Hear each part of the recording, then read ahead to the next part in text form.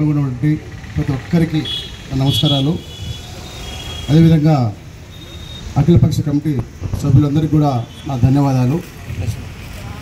గత 5 రోజులుగా అనంతపురం జిల్లా కలెక్టర్ ఆఫీస్ ఎదురుగా అలుపెరగకుండా రోజు రోజుకి ఉధృతంగా ఈ ఉద్యమాన్ని చేస్తున్నటువంటి సామాజిక కార్యకర్తలు, ప్రజాస్వామ్యాలందరికీ కూడా నా ధన్యవాదాలు. ఈరోజు అనేక మంది మేధావులు, రాజకీయ నాయకులు, ప్రజాస్వామ్యవాదులు అందరూ వచ్చి మనకి మద్దతు తెలుపుతున్నారు. ఇది శుభపరిణామం. ఈ ఉద్యమాన్ని, ఈ యొక్క మంచి కార్యక్రమాన్ని మనం ఇంకా చాలా ముందుకు తీసుకొని వెళ్ళాల్సిన అవసరం ఉంది. ప్రభుత్వాలు నిన్ననే ఒక విషయం తెలిసింది. ఇందాక అనిల్ అన్న చెప్పాడు, డిస్కవరీ అన్న సంస్థ నిన్న ఒక స్టెప్ ముందు పడింది. అది శుభపరిణామం అని మనం అనుకోవాల్సిందే. అదే కనుక జరిగితే మనం ఈరోజు కేంద్ర రాష్ట్ర ప్రభుత్వాన్ని నిందిస్తున్నాం. ఆర్టీటీ సంస్థని మేము రెగ్యులరైజ్ చేస్తున్నాం, ఎఫ్సిఆర్ఏ పునరుద్ధరిస్తున్నాం. ఆర్టీటీ సంస్థ యాక్టివిటీస్కి ఎలాంటి ఆటంకం లేకుండా మేము కొనసాగించేదానికోసం అనుమతులు ఇస్తున్నామని ప్రభుత్వం నుంచి ఒక మనకి ఉత్తర్వు వెలువడగానే మనం ఖచ్చితంగా కేంద్ర రాష్ట్ర ప్రభుత్వాలకు కూడా మనం పాలాభిషేకం చేద్దాం, తప్పకుండా చేద్దాం. ఎందుకంటే పేదల గొంతుకైనటువంటి ఆర్టీటీ సంస్థని మీరు ఎక్కడ గొంతు పట్టి నొక్కుతారని ఈ జిల్లా ప్రజలుగా మేమంతా భయపడుతున్నాం.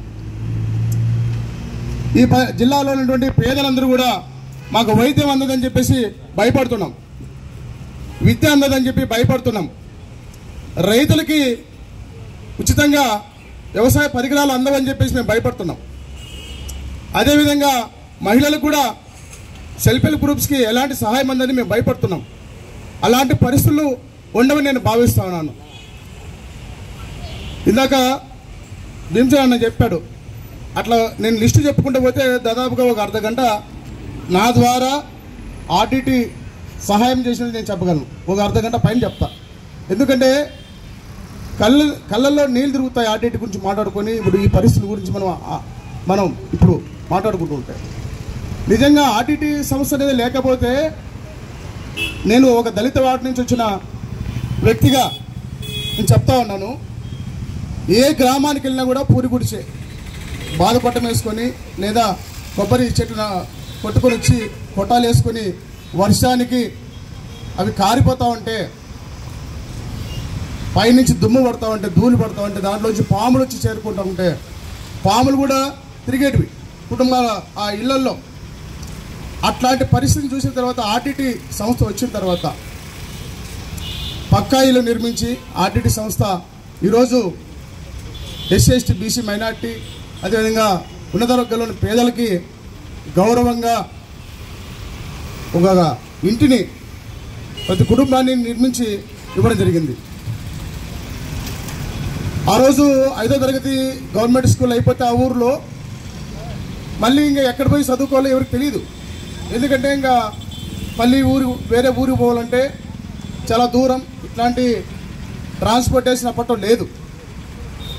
ఆ ట్రాన్స్పోర్టేషన్ లేనప్పుడు ఆర్టీటీ స్కూలు అనేది ఒక గ్రామానికి ఒక స్కూల్ని పెద్ద ఎత్తున, మామూలు చిన్న స్కూల్ కూడా కాదు, అది నిర్మించి అక్కడ ఉదయం 2 గంటలు, సాయంత్రం 2 గంటలు ప్రైవేట్ మాదిరి పిల్లలకి ఇంగ్లీషు, హిందీ, లెక్కలు, సైన్సు, సోషల్ అన్నీ బోధించి వాళ్ళ నైపుణ్యాన్ని విద్యలో పెంపొందించి వాళ్ళు రెసిడెన్షియల్ స్కూళ్ళల్లో సీట్లు పొందే విధంగా వాళ్ళకి తరబీదులు ఇచ్చి ఎంతోమంది ఈరోజు ఎస్సీ ఎస్టీ బీసీ మైనార్టీ పిల్లలు, పేద పిల్లలందరూ కూడా ఇంజనీర్లుగా, డాక్టర్లుగా, రకరకాల వృత్తుల్లో స్థిరపడేదానికి, వాళ్ళ కాళ్ళ మీద వాళ్ళు నిలబడి బ్రతకడానికి ఆర్టీటీ సంస్థ విద్యనే ఇవ్వడం జరిగింది.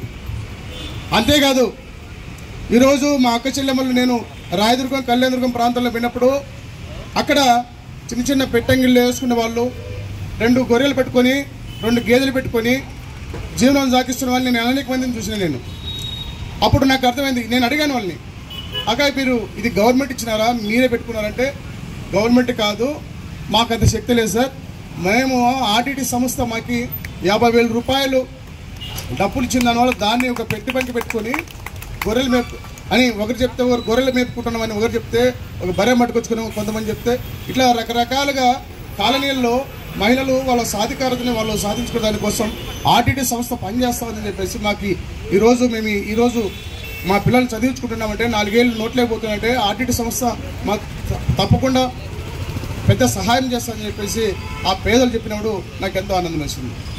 అంతేకాదు నేను ఒక భవన నిర్మాణ కార్మికుడు ఆ ఇల్లు నిర్మిస్తున్నప్పుడు పైన నుండి 2 కలిసి కింద పడినప్పుడు వెన్నిరిగిపోయింది. వెన్నిరిగిపోతే దానికి హాస్పిటల్ ఖర్చు ఎంత అవుతుందంటే దాదాపుగా 5 లక్షల పైన అవుతుందని చెప్పారు. అప్పుడు ఆర్టీటీ సంస్థ దగ్గరికి వెళితే ఇమ్మీడియట్గా బెంగళూరుకి రాసి వాళ్ళకి దానికి సంబంధించిన ఎంత అమౌంట్ అవుతుందో మీరు వెళ్ళండి, మేము చూసుకుంటామని చెప్పి పంపించారు.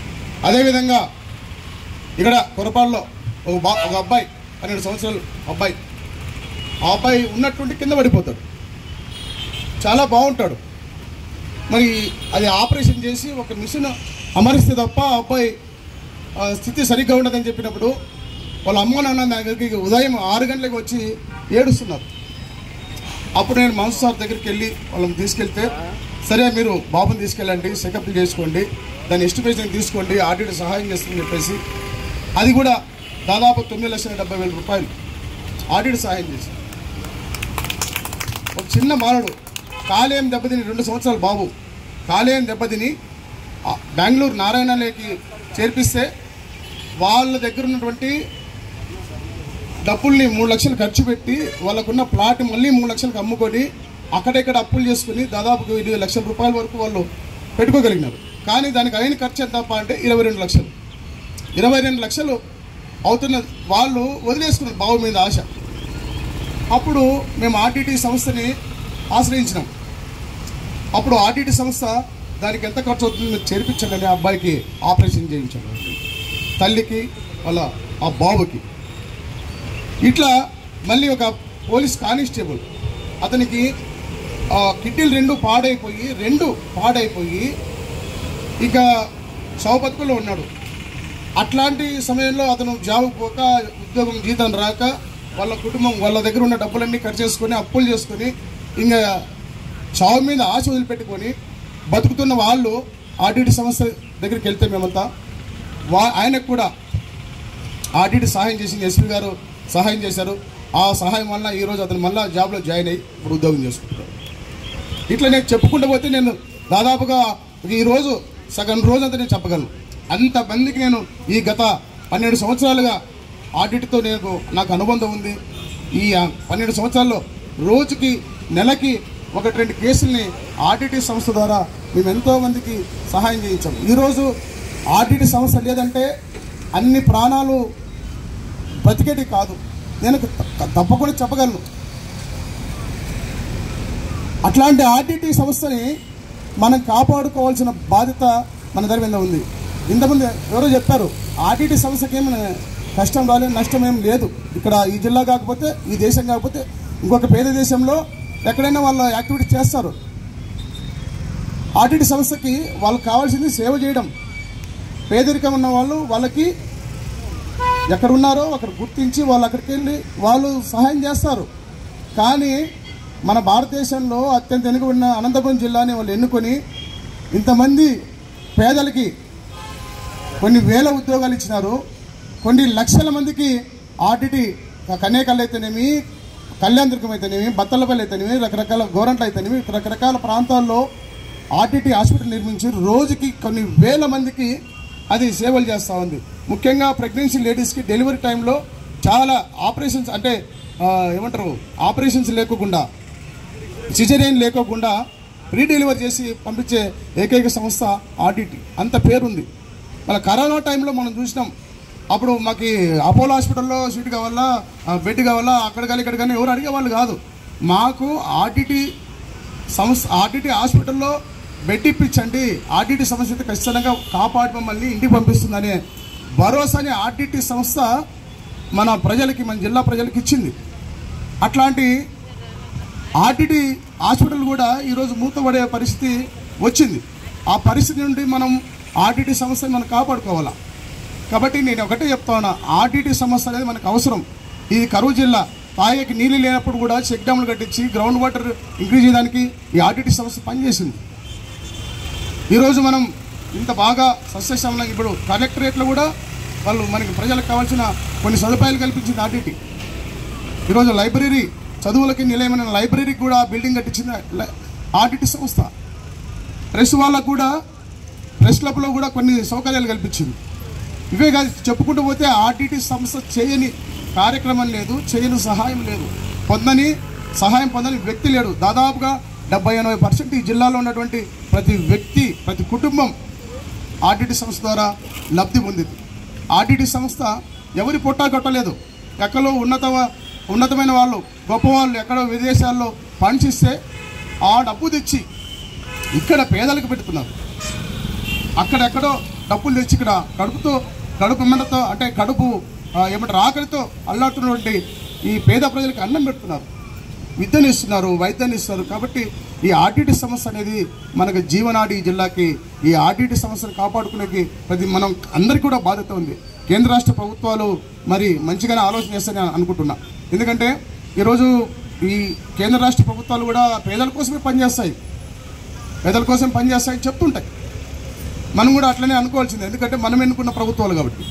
ఆ కేంద్ర రాష్ట్ర ప్రభుత్వాలు మీరు నిజంగా పేదల పక్షాన ఉన్న వాళ్ళైతే ఈ సంస్థని మీరు నిర్వీర్యం చేయకండి. ఈ ఎఫ్సిఆర్ఏ ఏదైతే ఉందో దాన్ని పునరుద్ధరించండి. వాటి యాక్టివిటీస్కి మీరు అడ్డం పడకండి. చిన్న కారణాలు చెప్పి అడ్డం పడకుండా ఈ సంస్థని కొనసాగే దానికోసం కేంద్ర రాష్ట్ర ప్రభుత్వాలు ముందుకు రావాలా. ఈరోజు మన రాష్ట్ర ముఖ్యమంత్రి చంద్రబాబు నాయుడు గారు ఇక్కడికి వచ్చారు. ఆయన కూడా చొరవ చూపి మన రాష్ట్రం తరఫున, అయ్యా మా రాష్ట్రంలో ఈ సంస్థ బాగా పనిచేస్తూ ఉంది, పేదలకు సహాయం చేస్తూ ఉంది, మీరు కేంద్ర ప్రభుత్వం ఏదైతే ఉందో మీరు వారిని, మేము ప్రత్యక్షంగా మా రాష్ట్రం మేము చూస్తున్నాం, వాళ్ళు చేసే తప్పులేం లేవు, మేము దానికి పూడ్చి ఉంటామని చెప్పాల్సిన బాధ్యత మన గవర్నమెంట్ మీద ఉంది. ఎందుకంటే మీ చంద్రబాబు నాయుడు నేను పార్టీ గురించి వ్యక్తి గురించి మాట్లాడి, ఇక్కడ మన రాష్ట్ర ప్రభుత్వం, మన ప్రభుత్వం మీద, బీహార్ ప్రభుత్వం మీద ఆధారపడి ఈ కేంద్ర ప్రభుత్వం నడుస్తూ ఉంది. మరి నీవు ఈ రాష్ట్రాల్లో ఇన్ని లక్షల మందికి బెనిఫిట్ పొందుతున్నటువంటి సంస్థను మూసేస్తానంటే, అయ్యా నాకు బాధగా ఉంది, ఆ సంస్థను మీరు నిలబెట్టండి. దాదాపుగా తెలంగాణలోను, ఆంధ్రప్రదేశ్లో కొన్ని కర్నూలు, గుంటూరు, నెల్లూరు, ప్రకాశం లాంటి జిల్లాల్లో, తర్వాత ఏజెన్సీ ఏరియాల్లో ఈ ఆర్టీటీ సంస్థ యాక్టివిటీస్ చేస్తూ ఉంది, పేదలకు సహాయం చేస్తూ ఉంది. మా రాష్ట్రంలో మాకు ఎంతో కొంత తోడుగా ఉంది, ఈ సంస్థ వల్ల మాకు బడ్డం తగ్గుతుందని చెప్పేసి మీరు బాధ్యత తీసుకొని, మన రాష్ట్ర ప్రభుత్వం బాధ్యత తీసుకొని ఈ సంస్థను నిలబెట్టడానికి మన రాష్ట్ర ప్రభుత్వం కూడా ముందుకు రావాలని, మనకి ఉన్నటువంటి ఈ 25 మంది ఎంపీలు కూడా రాష్ట్ర ప్రభుత్వం మీద ఒత్తిడి చేయాలా. ముఖ్యంగా మన జిల్లాలో ఉన్నటువంటి ఎంపీలు, ఎమ్మెల్యేలు ఇది అమరావతి నుంచి అస్థిన వరకైనా తీసుకెళ్ళి ఈ సమస్యని సాల్వ్ చేయడం కోసం మన ఎంపీలు, ఎమ్మెల్యేలు అందరూ పనిచేయాలని చెప్పేసి నేను ఆశిస్తున్నాను. మన రాష్ట్రంలో కూడా దాదాపుగా 4-3 కేంద్ర మంత్రులు ఉన్నారు. వీళ్ళందరూ కూడా చొరవ చూపి ఈ కేంద్ర ప్రభుత్వానికి విజ్ఞప్తి చేసి ఈ ఆర్టీటీ సంస్థ తరఫున, ఈ పేదల తరఫున మీరు నిజంగా ప్రజాప్రతినిధులు అయితే, ప్రజల కోసం పనిచేస్తున్నారంటే మీరు తప్పకుండా ఈ ప్రభుత్వాలకి వాస్తవాలు తెలియజెప్పి ఈ సంస్థను కాపాడే బాధ్యత ప్రజాప్రతినిధిగా మీ మీద కూడా ఉందని చెప్పి నేను తెలియజేసుకుంటూ, నాకు ఈ అవకాశం ఇటువంటి అరణ్య గారికి, అఖిలపక్ష కమిటీకి, ఇక్కడ వచ్చినటువంటి పెద్దలందరికీ కూడా ధన్యవాదాలు చేసుకుంటున్నాం. Thank you very much.